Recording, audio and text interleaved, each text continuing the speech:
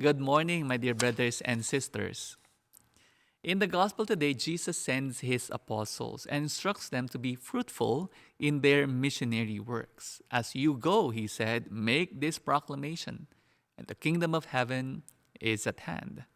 But at the same time, Jesus opens their eyes to the possibility of having no fruits because of rejection, because the peace they bring is not accepted. Whoever will not receive you or listen to your words, go outside that house or town and shake the dust from your feet. Which reminds us of two things. First, part of being an apostle is to bear fruit, to do what we can to spread the faith, to make others believe in Jesus and receive faith as a sacred gift. This is a difficult task, but with God's help, everything becomes possible. But secondly, we realize that while we exert our best efforts, our efforts may also be rejected. There will always be some who will not receive us or will not listen to our proclamation. But as disciples of Christ, we are called to keep our values and convictions. Our attitude towards rejection is of paramount importance. Shake the dust from your feet. We don't get stuck in the experience of rejection. We don't wallow in self pity, but we move on and we leave everything behind, including any judgments or resentments about how we have been treated. Our first reading today gives us a perfect example, the story of Joseph. And we know how Joseph was betrayed and how he was mistreated and rejected by his own brothers. But Joseph has an extraordinary capacity for leaving behind the dust of his past experiences.